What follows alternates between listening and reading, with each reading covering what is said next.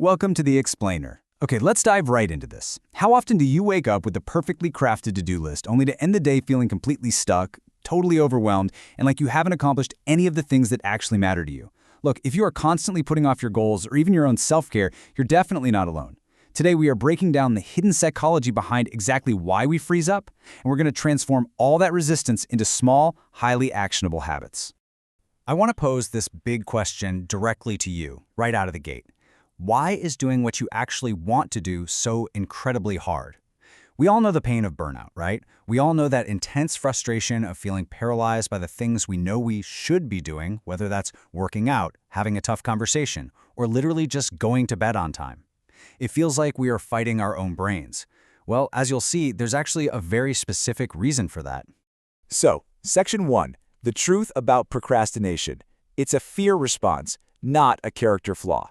Here is the first major revelation from our source material today. Society really loves to tell us that procrastination is just laziness, but it's absolutely not. It's actually deeply tied to our self-worth.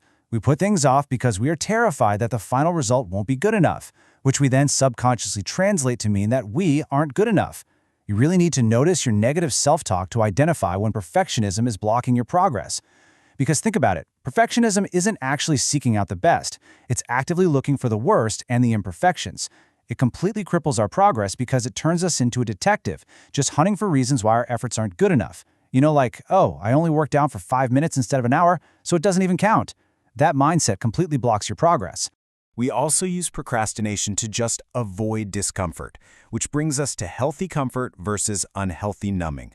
When we're stressed out, our dopamine is totally wrecked, and we often confuse self-care with just numbing out. The absolutely critical difference here is how you feel after. An intentional hot bath with a good book, that restores you. Doom scrolling on your phone for 3 hours because you want to unwind, that just leaves you feeling drained, anxious, and probably a bit ashamed. Using your values to distinguish between these healthy and unhealthy struggles is exactly how you break the cycle of cheap dopamine.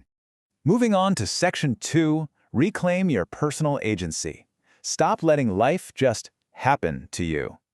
Listen, if we want to get unstuck, we have to take back control and uncover the hidden external expectations that are basically dictating our lives. We really have to stop prioritizing everyone else's needs over our own well-being.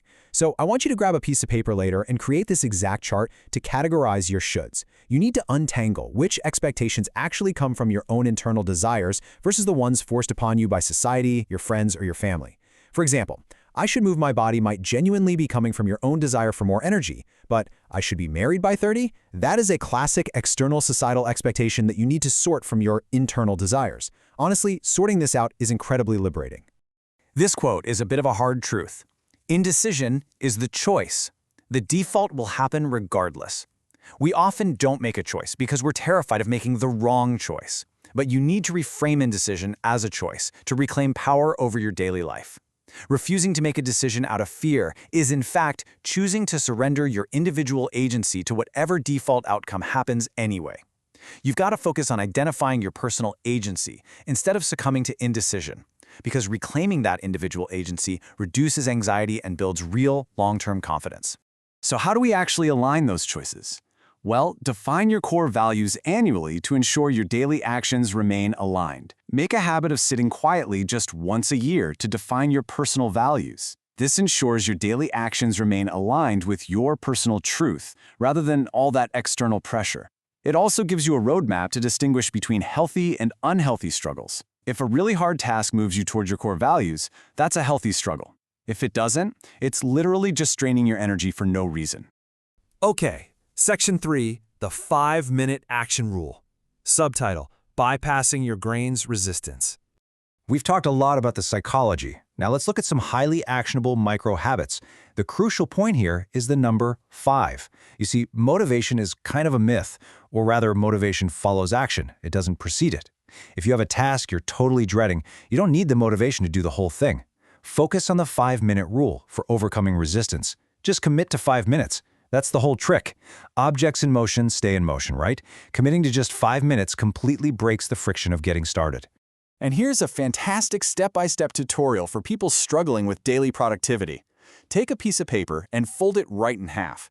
On the back side, write out your long-term goals. On the front side, write a maximum of 7 daily tasks. Why only 7? Because that's basically what our brains can realistically handle without short-circuiting. But here's the magic trick. Use this template to rank your daily to-do list by those core personal values from the back of the page. This is what prevents you from spending your entire day successfully serving everyone but yourself. Moving right along, Section 4. Rewire negative self-talk, from overthinker to underfeeler. We really have to shift our internal dialogue. Because here is a fascinating insight. Overthinkers are frequently underfeelers trying to outlogic their emotions. And the truth is, you cannot outthink a feeling. You can't just look in the mirror and shout, "I am amazing and everything is perfect," if you feel terrible inside. Your brain just rejects that as fake toxic positivity. Instead, let's look at some concrete examples of using bridge statements to overcome negative self-talk. Try saying, "I'm open to the possibility I might not be terrible," or maybe, "I am willing to learn how to do this." It gently opens your mind to possibility without triggering all that cognitive dissonance. To further bridge that gap between overthinking and underfeeling, try journaling daily to track exactly where you feel emotions in your physical body. When you feel anxious or stuck, stop trying to write out a logical pros and cons list. Instead, write down, "Where does this live in my chest?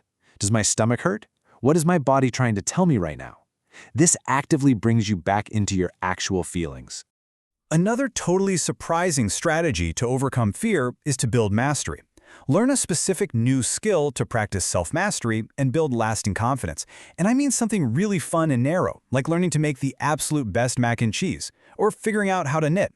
Intentionally practicing self-mastery builds this incredible foundation of self-confidence that naturally spills over into the rest of your life. When you trust yourself to learn a complex recipe, you start to trust yourself to make much bigger life decisions. Section 5. Setting bulletproof personal boundaries, protecting your energy and time.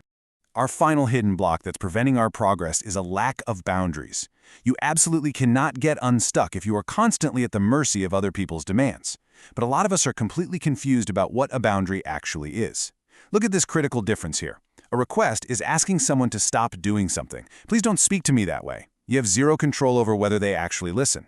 A boundary, on the other hand, is enforcing consequences by controlling your actions when others repeatedly violate your personal limits. If you continue to speak to me that way, I'm going to leave the room. A true boundary is only about what you will do. You can practice setting boundaries by keeping your responses incredibly short and direct. Here is a specific go-to script for declining requests without feeling guilty or needing explanations. "I'm just stretched thin right now and I can't. Period." Don't give them a whole TED Talk of excuses. When you over-explain, you just hand people loopholes to manipulate you right back into saying yes. And please remember this empowering fact: silence is a boundary. If someone sends you a toxic text or repeatedly pushes your limits, you can demonstrate how to use silence as a tool to enforce personal boundaries simply by choosing not to respond at all. You do not always have to engage in the fight. All right, Section 6. 3 quick daily wins. What to do in the next 24 hours. We've covered a massive amount of psychological ground today, so let's bring it all into an immediate, actionable timeline. Here are 3 quick wins for you to apply within the next 24 hours. First, write out your core values for this year. Get really quiet and figure out what you actually want. Second, build your folded 7-item to-do list for tomorrow, making sure those items actually align with your values. And third, pick one single task you are dreading and apply that 5-minute rule to it today. So I'm going to leave you with this final provocative thought. What will you choose to do with your agency today? You do not have to let life just happen to you. You have the power to reclaim your daily life from indecision, perfectionism, and procrastination starting right now. Thanks so much for joining me on this explainer, and I will see you next time.